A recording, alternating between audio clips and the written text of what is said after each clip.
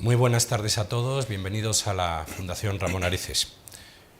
La Fundación y la Comisión Española de la Historia Militar, en colaboración con la Real Academia de la Historia, hemos organizado un ciclo de conferencias que tiene por objetivo dar un nuevo impulso a la difusión de la colección La Historia Militar de España. Esta obra, realizada por la Comisión Española de Historia Militar, con la colaboración inestimable de la Real Academia de la Historia y que cuenta con el patrocinio de nuestra Fundación, representa un hito en la historiografía militar y un referente para los investigadores de esta especialidad de la historia.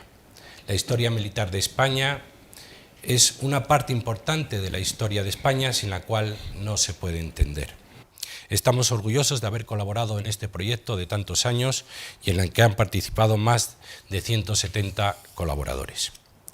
Bajo la dirección de Hugo O'Donnell y Duque de Estrada, coordinador general de la obra y específicamente de algunos de sus volúmenes, el ciclo consta de 4 sesiones que cada una de ellas nos habla de un periodo de la historia.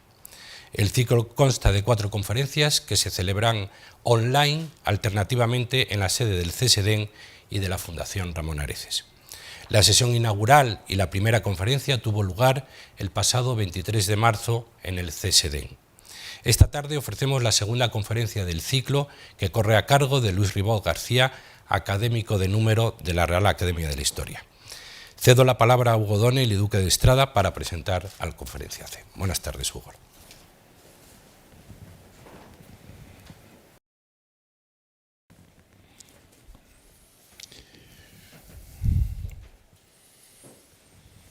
Señoras y señores, nos encontramos en la sede de la Fundación Ramón Areces, que dirige el embajador de España, don Raimundo Pérez Hernández Torra. Esta institución que desde el comienzo, desde los proyectos de la historia militar de España, ha constituido nuestro apoyo económico y a la que tenemos que agradecer una vez más la promoción de esta historia militar de España que realizamos gracias a un acontecimiento que nos llena de orgullo, como es que gracias al esfuerzo del Servicio de Publicaciones del Ministerio de Defensa se va a colgar de la red de dicho ministerio, por lo tanto va a estar al alcance de todos los españoles. Quienes vayan siguiendo nuestros avatares a través de este programa, pues recordarán que la sesión inaugural, la conferencia magistral de la misma, corrió a cargo de don Martín Almagro Gorbea, que nos habló y dirigió el tomo referido a la antigüedad y también a la prehistoria y antigüedad del primer volumen de la colección. Entre ese volumen y el que ahora vamos a mencionar y vamos a recordar, tuvieron lugar otros 2 volúmenes. El referido a las edades medias, esos 1000 años en los cuales, pues siendo muy interesante el contenido, pues no se puede hablar de una transformación del mundo militar, por lo menos en elementos fundamentales, y que corrió a cargo del académico de la historia Miguel Ángel Ladero Quesada. El siguiente volumen, primero de la modernidad, me correspondió a mí versar sobre esa irrupción asombrosa del mundo español ya en el mundo oceánico y la consecuente conquista y civilización de las nuevas tierras que tuvieron lugar en los siglos XVI y también en el siglo XVII, por lo que respecta fundamentalmente al segundo aspecto. Ahora corresponde analizar en este segundo volumen del segundo tomo el escenario europeo de esos 2 siglos de oro, de las letras y también de las artes militares, de la beligerancia. Creo que de alguna forma, y por lo que respecta a las letras, especialmente de las letras relacionadas con el mundo militar, en esos siglos XVI y XVII. Sobre este tema va a versar hoy quien fuera director y autor en el del volumen respectivo, don Luis Antonio Ribot, que sigo pensando que es la persona más indicada para hacerlo por las circunstancias dificilísimas de concitar en una sola persona y que él reúne. Luis Antonio Ribot es catedrático, Luis Antonio Ribot es investigador del Consejo Superior de Investigaciones Científicas, don Luis Antonio Ribot es académico de la historia y don Luis Antonio Ribot es también Premio Nacional de Historia. Este escenario europeo, como tendrán ustedes ocasión de comprobar, el volumen correspondiente es el más grueso de toda la colección, por lo menos de los que se refieren a trasunto cronológico. Tiene su razón de ser, porque en la Comisión de Historia Militar siempre nos planteamos esa posible circunstancia que se podía dar. Queríamos efectivamente relatar todo lo que fuera necesario relatar, pero queríamos también abrir una ventana a todas las investigaciones y todo lo que fuera surgiendo respecto a las nuevas épocas o a los nuevos puntos que pudieran ser relevantes y que pudieran ser novedosos.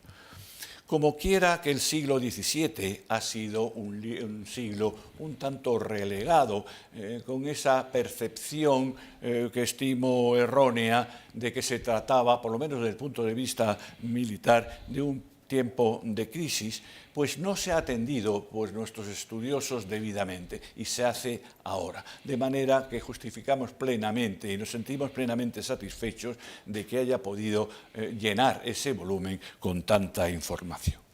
Y es que don Luis Ribot no solamente tenía mucho que aportar, sino que tenía que añadir a su conocimiento el de tantos otros de ese grupo, de esa red que podríamos estimar clientelar en el mejor sentido de la palabra, de conocedores y de investigaciones en diversos puntos de Europa, como puede ser la propia España, muy marcadamente Italia y también el Reino Unido.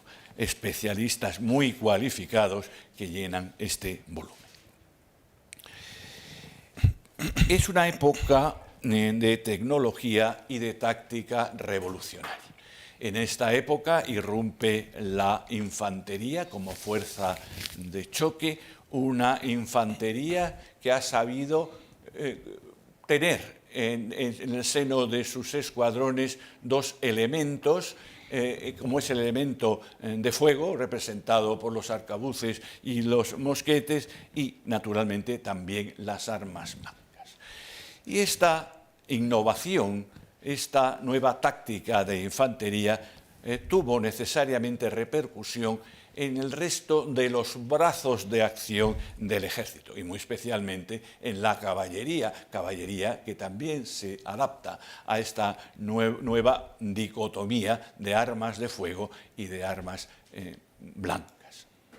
Es una época en que el progreso de la artillería determinará a su vez pues una proliferación y desarrollo de la poliorcética, de la castramentación, de la fortificación. Y es que unos avances determinan unas reacciones y esas reacciones determinan unas contrarreacciones. De forma que al llegar en un momento determinado, pues todo el mundo lo conoce todo respecto a la táctica, respecto a la orgánica y respecto también a la introducción del nuevo armamento. Este segundo momento en el que lo que prima es la genialidad del jefe, bien fuera español o bien fuera extranjero, que introduce una nueva forma de hacer las cosas y también y de forma determinante la posibilidad de disponer de unos fondos que permiten el desplazamiento, a veces a grandes distancias, de los ejércitos y desde luego a su pagamento. Es una nueva táctica a la cual corresponden unas voces novedosas y desconocidas para nosotros, pero que este mismo libro se refiere a ellas. Voces de la infantería, del cuadro de la infantería, como adelante mosqueteros, que es la orden para que del cuadro de formación salgan los tiradores de élite que hagan bajas sobre las cabezas, los mandos enemigos, o calar picas para que dentro del propio escuadrón se dé la inclinación de vida y muy esforzada, muy pesada de las picas para que adopten ese ángulo necesario para producir el choque con las otras picas o bien para frenar la caballería, el empuje de la caballería. A mi entender, en este volumen es donde se manifiesta de una manera más clara el espíritu y la formación militar que luego se seguirá ampliando y desarrollando en los siglos siguientes. La aportación española, la aportación personal española a este ejército de naciones, a este ejército del mundo hispánico, de la monarquía hispánica, es evidentemente el propio soldado, un soldado que es de extracción plebeya o perteneciente a una hidalguía menor o secundaria, que sin embargo se identifica plenamente con su misión, que adquiere una enorme veteranía de forma que facilitada naturalmente, que a su vez que facilita, pues que los ejércitos se conviertan en permanentes o en semipermanentes, y que en los primeros momentos, principalmente contra franceses, pero también contra holandeses, pues consigue superar el esfuerzo de una caballería pesada, que todavía se mantendrá también en el propio ejército español, de carácter o de extracción nobiliaria, y una peonada, término anticuado heredado de la época medieval, que prácticamente es consecuencia de una leva improvisada, que les hace prevalecer a estos españoles sobre ejércitos normalmente más numerosos. Es un ejército armado. Y junto a él es otro ejército, también aportación genial de España, que es el ejército de la pluma. Son esos oficiales de cuenta y razón, esos veedores, esos contadores, esos pagadores, que rellenan miles de cuartillas que han sido para la investigación del libro de don Luis de Ribot fundamentales. Han sido básicos por la información hasta entonces no considerada y que contenía. Y junto a ellos también los memoriales, esas reclamaciones, esas peticiones hechas para mejorar de estatus, para promocionarse o simplemente para recibir una obtención de ayudas económicas. Esos papelicos que también informan de otro tipo de cosas absolutamente esenciales.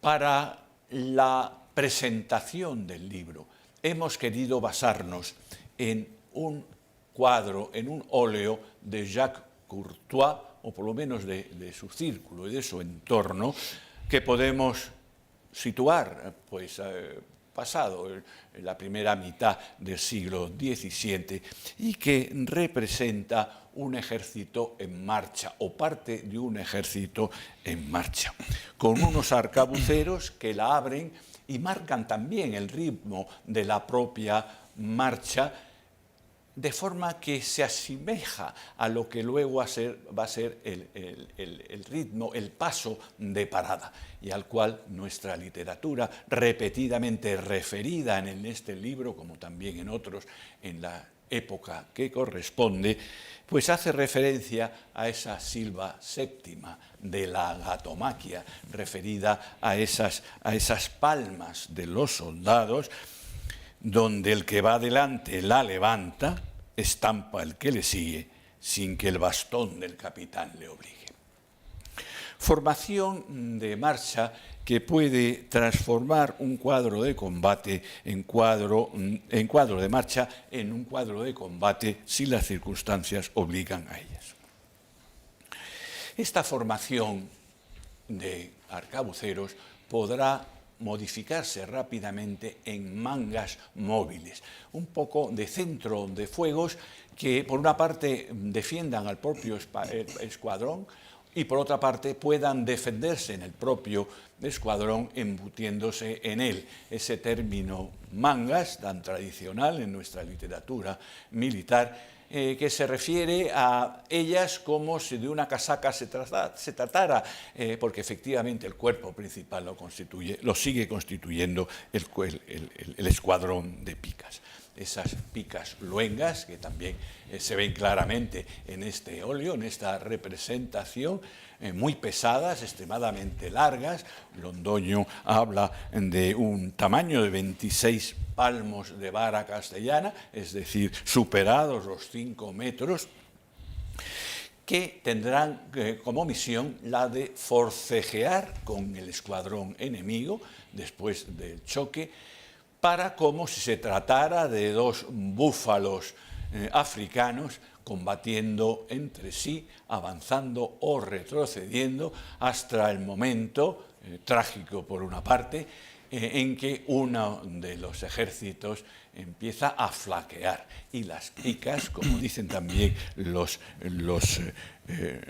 tratadistas, por el cansancio y también por el miedo empiezan a palotear, lo que dará origen a que suceda el alcance, es decir, la persecución sin merced del vencedor. En esta propia ilustración de la camisa y de la portada vemos en primer término el esquema orgánico de una compañía.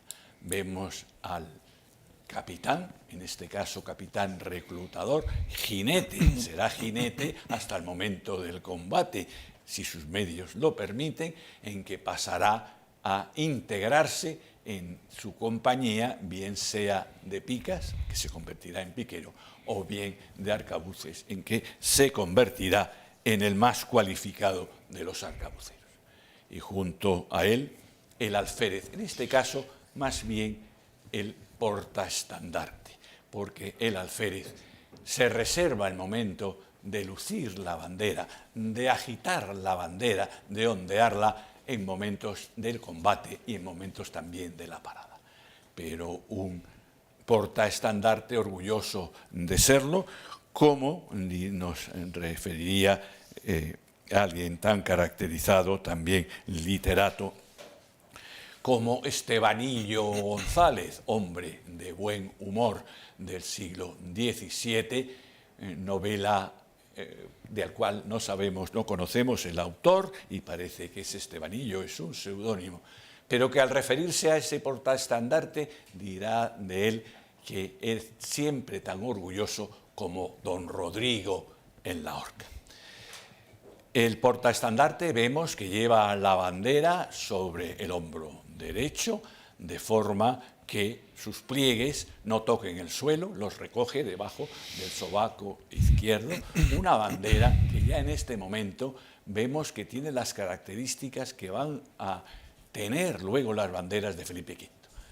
Es una bandera que, a diferencia de las de medio siglo anterior, no es un capricho del capitán reclutador, aunque con ese símbolo unificado, pero de diversa confección, de diverso diseño, incluso de diverso color de la bandera. En este caso se trata de la cruz de Borgoña sobre fondo blanco y cruz en su color. Y como tercer personaje dentro de los oficiales mayores de la compañía, ese sargento que contempla la marcha desde fuera de ella como forma de controlarla y como forma de dirigirla, porque es el verdadero ejecutivo de la compañía. Con esa alabarda, que de la misma forma que el capitán jinete con su jineta, utiliza él la alabarda como símbolo de mando, y que le sirve no solamente para azuzar al retrasado, sino una vez en el combate o en el preludio del combate, distribuir matemáticamente los cuadros que van a formar el gran cuadro general. Ambos tres oficiales llevan lo que va a constituir en este momento el verdadero símbolo de la condición de la nación española. Esa banda roja que hoy por hoy, en este momento, es la verdadera enseña nacional.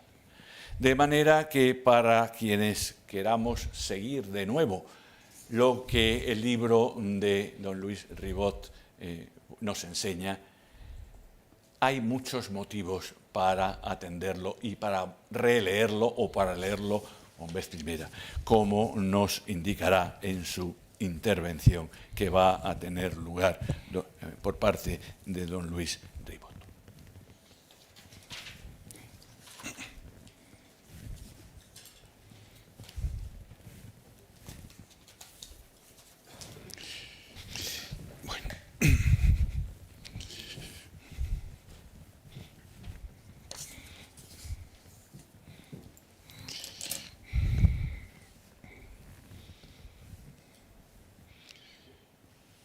Buenas tardes.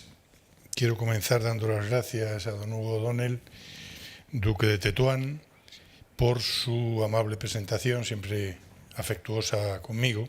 Somos compañeros de la Academia y yo soy un gran admirador de su obra y para mí fue un orgullo que me encomendase la coordinación de este tomo. Bien, yo voy a hablarles en una presentación del ejército español de los siglos XVI y XVII, que es la sustancia de la que trata el tomo, que realmente, pues decía antes el duque de Tetuán que es el más grueso, pero es que también toca el periodo más importante del ejército en todo lo que es la historia de España. Un ejército que yo aquí he denominado español porque conviene decir que a veces se le llama el ejército de los Austrias y realmente es el ejército de los reyes católicos y los Austrias. Los Austrias se basan en una realidad que los reyes católicos han creado ya antes y lo que hacen es desarrollarla con una gran sabiduría, con una gran eficacia, pero no podemos olvidar esa fase inicial.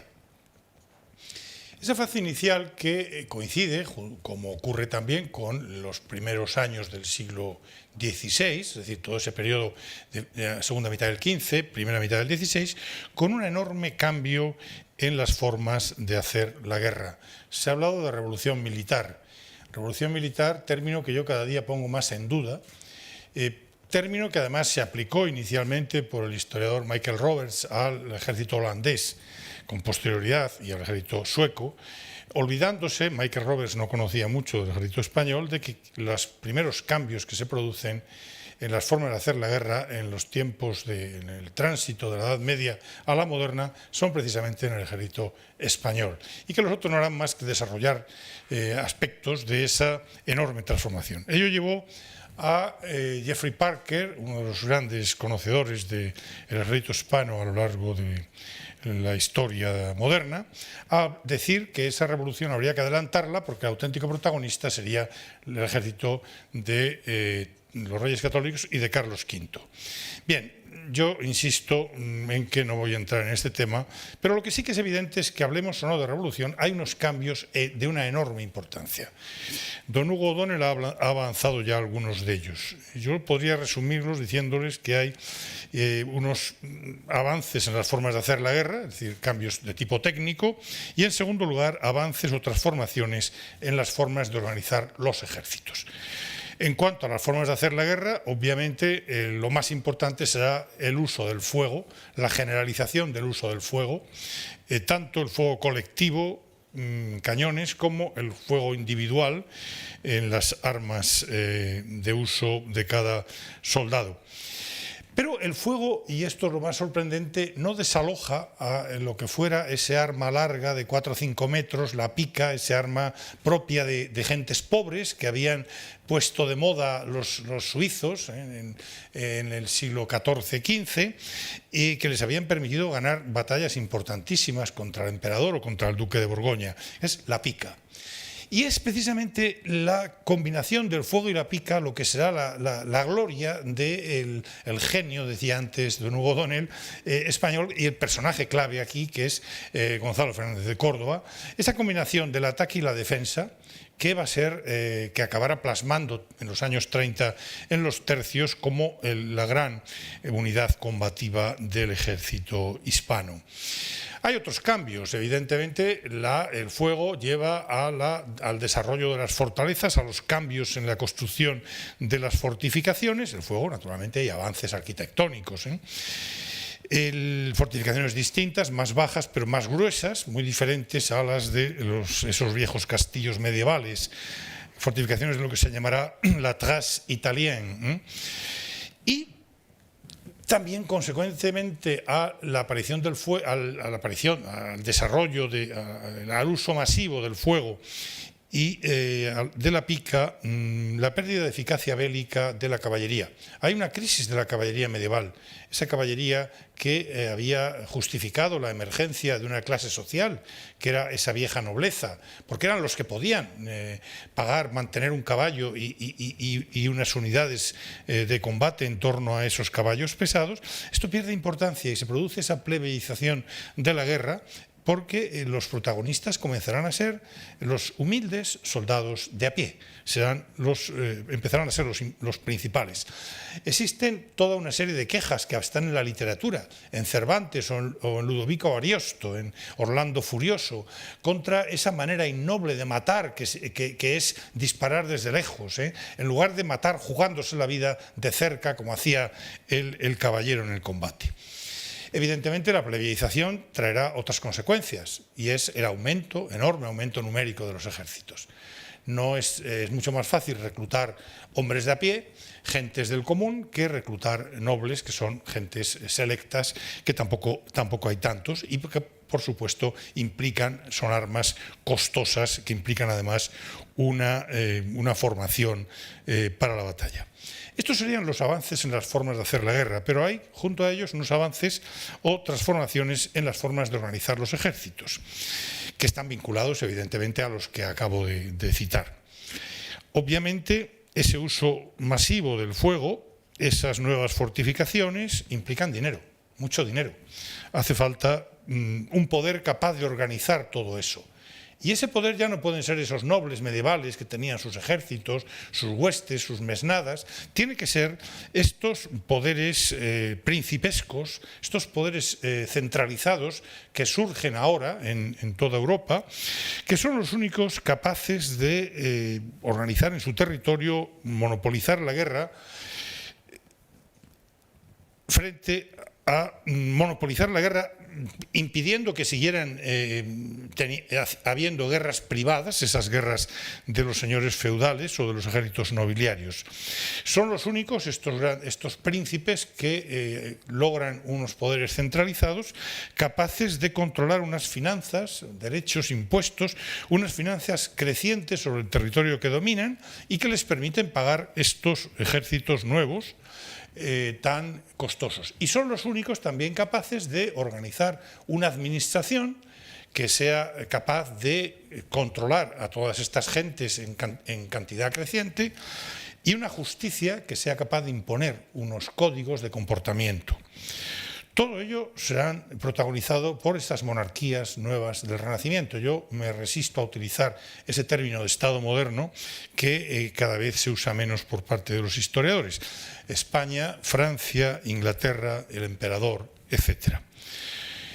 Otra consecuencia lógica de esa constitución creciente, esa estructuración progresiva de los ejércitos por parte de estos nuevos poderes, será la consolidación de unidades permanentes. Anteriormente, en los tiempos medievales, los ejércitos se constituían para una campaña, se deshacían, pero ahora estos ejércitos tan costosos, tan sofisticados, que llevan detrás toda una organización burocrático-administrativa, una organización, unas pagadurías, unos veedores, etc., evidentemente no pueden deshacerse en el invierno. Empiezan a aparecer unidades permanentes, empieza a aparecer algo fundamental, como son las unidades permanentes. Claro, hay que tener en cuenta que estos ejércitos nuevos crecen en número, de una manera importante, pero no van a crecer de forma desmesurada porque son muy costosos, porque no es fácil reclutar gente, no es fácil alimentarla. Piensen ustedes en la logística complicadísima que se plantea. Dotar de víveres a todas estas cantidades crecientes de gentes, dotarles de armas, dotarles de vestido, alojarlos, todas unas complicaciones que evidentemente implica el manejo de gentes tan abundantes. Por eso hay un crecimiento lento.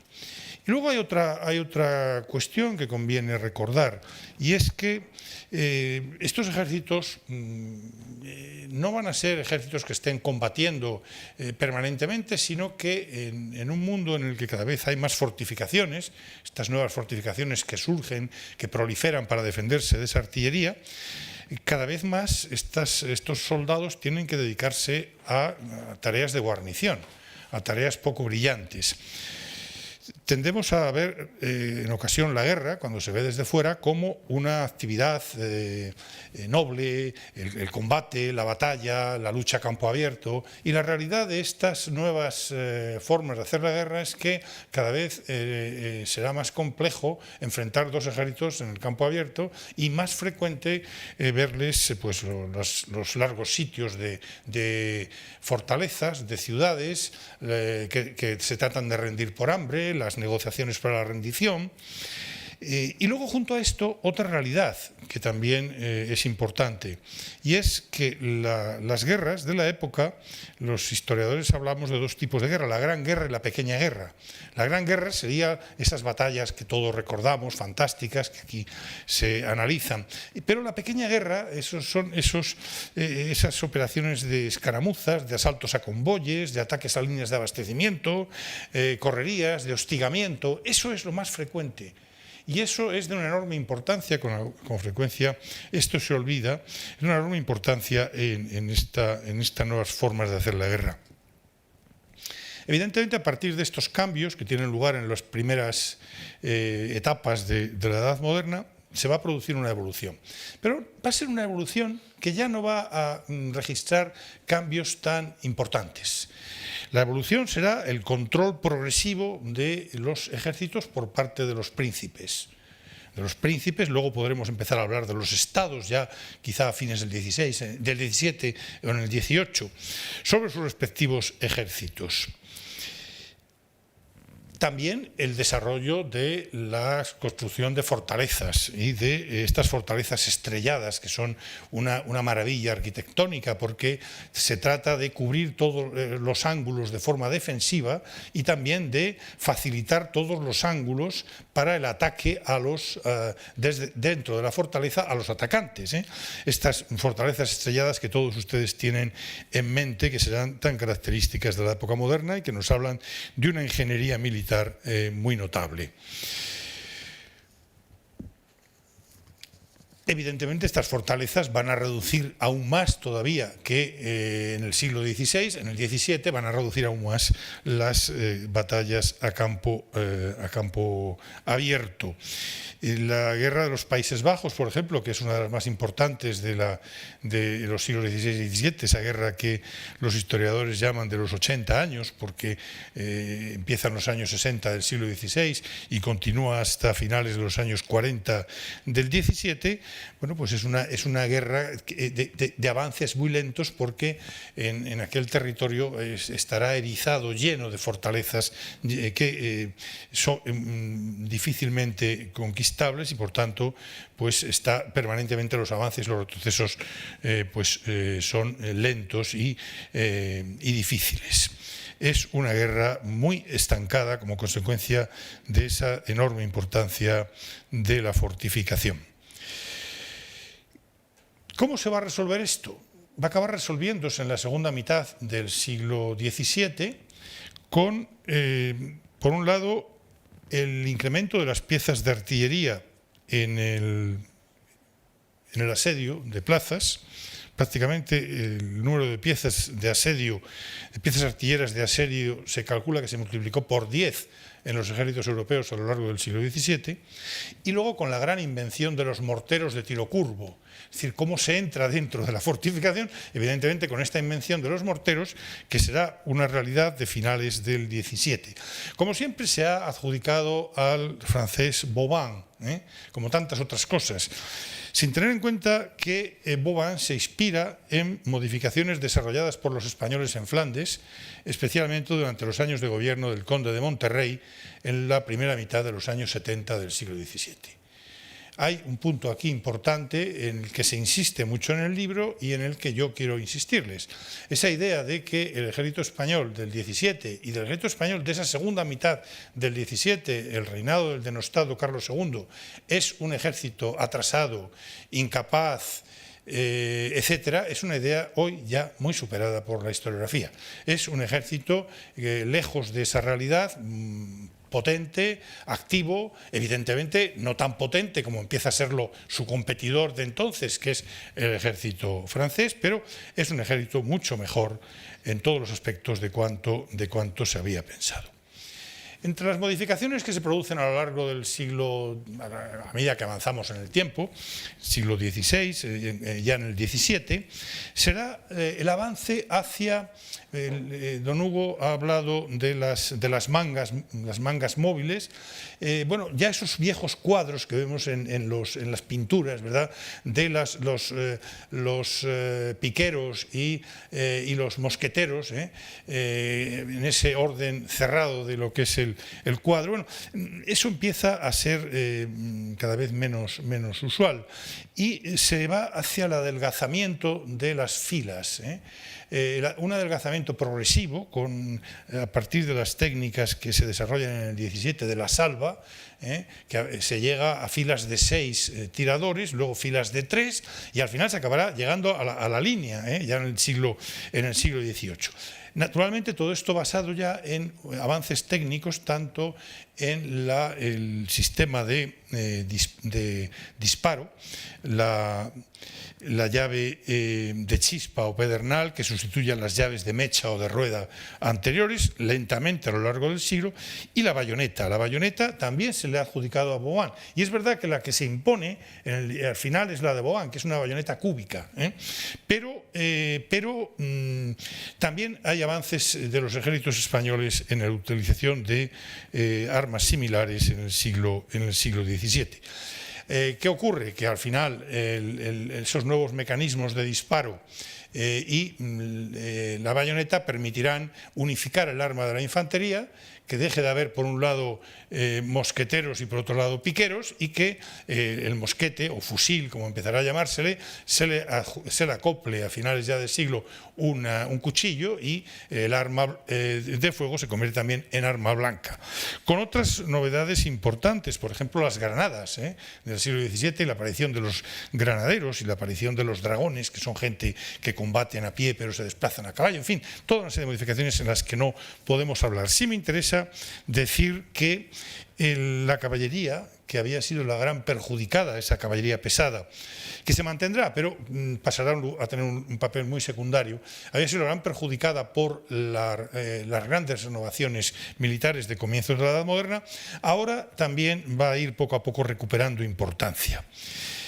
Basándose en una cosa que sigue siendo el elemento de la caballería hoy, cuando ya no hay caballos, no usa los caballos, que es la rapidez. Es el arma rápida, es el arma que se desplaza deprisa, y para eso en estos años el caballo ligero va a ser fundamental. La importancia de la caballería se ve en algo muy importante. En el siglo siguiente a la batalla de Pavía, los soldados a caballo solían estar en una proporción de 1 a 7 u 8 en relación con los infantes, es decir, eran muchos menos. Sin embargo, hacia 1600 la caballería prácticamente era una tercera parte de los ejércitos europeos. Es decir, estaba recuperando importancia muy rápidamente. Hay que decir que, en relación con el ejército español, la caballería atraviesa una crisis en los años finales de la Guerra de los 30 años. Se dice que en Rocroi fue el arma que peor se comportó. Bien es verdad que, y esto se analiza en el libro, Rocroi es en buena parte un efecto de la propaganda francesa. No fue la derrota tan terrible que se ha dicho, pero había que hincharla, había que decir más de lo que fue en realidad. Y en esto hay que decir que los franceses, que fueron nuestros principales enemigos, nos ganaron ampliamente a lo largo de todo el siglo. En la propaganda, en la forma de presentar sus éxitos, también en muchos momentos en la diplomacia que estaba detrás de los combates.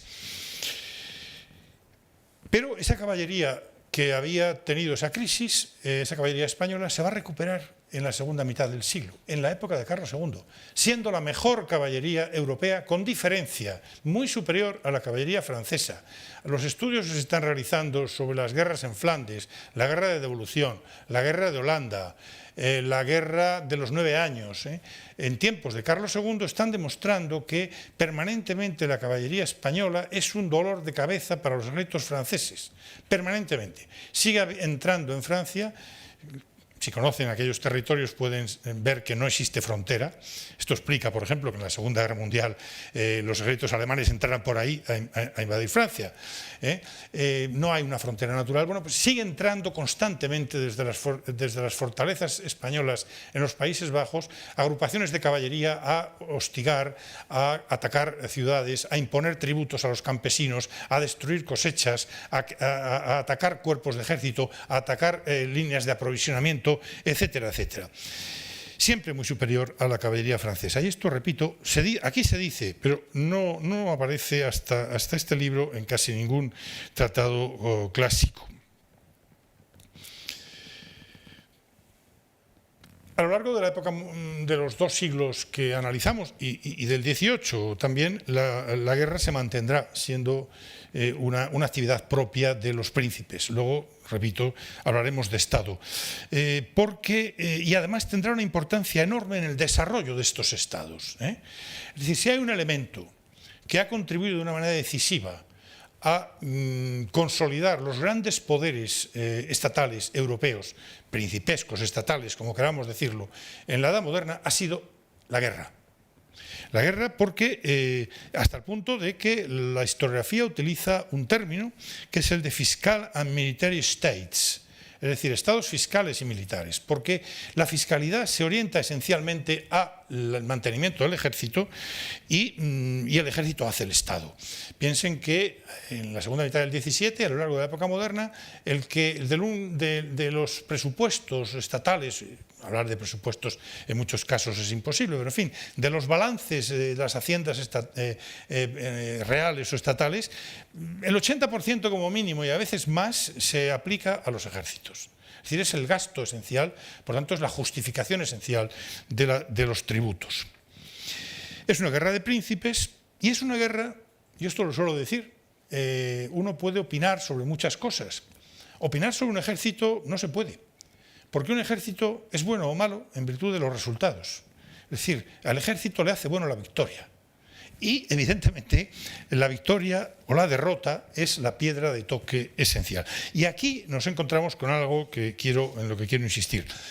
La importancia del ejército español en esta primera parte de la Edad Moderna. Es el gran modelo. Y es el gran modelo porque es el que gana. Punto.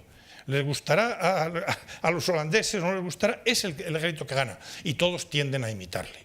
Es el primero que consigue una estructuración del gasto, del control económico, el primero que logra una disciplina relativamente avanzada, el primero que logra un reclutamiento bastante eficaz, el primero que logra una logística, el primero que logra una combinación, como decía antes, de arma blanca y arma de fuego eficaz, la más eficaz sin duda, etc. Por tanto, podemos hablar de que el ejército que aquí se analiza es el primer modelo de éxito militar de la Europa moderna, que todos tratan de imitar y o de mejorar, y hay algunas mejoras. El ejército de Mauricio de Nassau, de las Provincias Unidas, es decir, Holanda, el ejército de Cromwell, luego introducen algunas mejoras, o el ejército sueco en tiempos de Gustavo Adolfo, ya en el siglo XVII, en fin. Pero realmente ninguno de todos estos ejércitos van a cambiar el gran modelo. El modelo le va a sustituir en la segunda mitad del siglo XVII el ejército francés, que se constituirá en el segundo modelo, cronológicamente, de ejército europeo, porque logra éxitos en un aspecto fundamental, que es no tanto en cuestiones técnicas o avances técnicos, cuanto en el enorme control que consigue del ejército por parte del poder real. Gracias a este control consigue incrementar el número de hombres por encima de los que había tenido nunca el ejército español. El ejército español había llegado quizá a los 250.000 hombres en total en tiempos de Felipe IV. Luis XIV logrará a finales de siglo unos 340.000 en total, en número de hombres, pero logrará también estructurar un cuerpo de oficiales, fijar la jerarquía de los grados, es decir, fijar por primera vez una carrera militar parecida a las que se van a desarrollar luego en el siglo XVIII, que es el comienzo de una profesionalización. Asimismo, se generaliza el uniforme, no solo en Francia, pero principalmente en Francia, en la segunda mitad del XVII, y se empieza la construcción de cuarteles. Evidentemente, este aumento del número de hombres, no voy a insistir en las cifras, he dado ya algún dato, hay que pensar que no es lo mismo el conjunto de soldados que tiene un ejército en todos los frentes, en las distintas guarniciones, etcétera, que un ejército para una batalla, para una acción concreta. Aquí se avanzará también.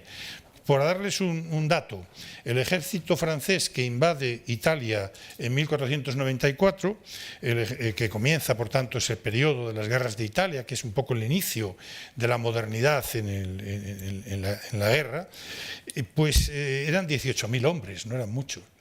En la época de Carlos V era difícil movilizar en batalla mucho más allá de 50.000 hombres, pero muy poco tiempo, muy poco tiempo. En cambio, los ejércitos que luchan en Europa a comienzos del XVIII en la guerra de sucesión española, no en España, que no deja de ser un frente secundario en ese momento, en Europa las grandes batallas en los Países Bajos, en el norte de Italia, se enfrentan en ocasiones ejércitos de 100.000 hombres cada uno, o en torno a 100.000 hombres. Fíjese el avance que se ha producido, porque detrás de eso hay una enorme cantidad, una capacidad. Bien, no voy a insistir en más aspectos, en los aspectos relativos al reclutamiento, que evidentemente avanzarán desde los mercenarios de múltiples naciones, no solo españoles, italianos, alemanes, valones, irlandeses, etcétera, hacia, también esto es una consecuencia del desarrollo de la capacidad de los monarcas, hacia la extensión del servicio militar a los súbditos, que es hacia a lo que se llegará, para que dejar de tener ejércitos de voluntarios, ejércitos de mercenarios, y que sean los propios súbditos los que sostengan al ejército de su rey. En fin, este ejército tan importante, que fue el de España de los 2 primeros siglos de la Edad Moderna, al final, como ya he dicho, fue sustituido como modelo por ese ejército francés. Pero hay que, insisto para terminar, hay que desdramatizar. El ejército español se mantuvo en todo momento como el segundo gran ejército europeo. Las cifras de tiempos de Carlos II del conjunto del ejército español no son inferiores a los 100.000 hombres a finales de siglo. Fíjense como que se ha llegado a decir que cuando muere Carlos II había 7.000 o 8.000 hombres, se han dado cifras ridículas. Habría en torno a los 100.000, Tenía un problema, primero, que había sido sustituido por otro, que era el triunfador, es decir, los triunfos ya no le pertenecían. Esto es muy importante, decía antes que el mejor modelo es el que triunfa, ahora ya había dejado de triunfar, pero tampoco perdía tanto como podemos imaginar. Y desde luego tenía un problema, que es el gran problema al que se enfrenta siempre la monarquía de España en estos 2 siglos. Pese a tener una fuerza importante, pese a tener un ejército que constituye el ejército que todos tratan de imitar durante el XVI y todavía durante buena parte del XVII, tiene una enorme desventaja. Está defendiendo un imperio, está defendiendo múltiples territorios alejados de unos de otros. Y esa dificultad, ese talón de Aquiles, es lo que al final va a hacer que resulte muy difícil seguir manteniéndose como el gran modelo.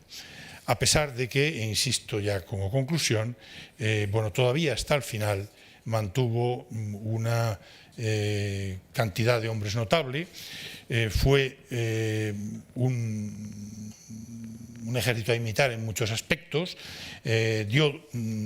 ofreció una dura resistencia a los ataques franceses y, en fin, cayó, diríamos, con mucha más dignidad de la que habitualmente se le ha adjudicado. Nada más, gracias.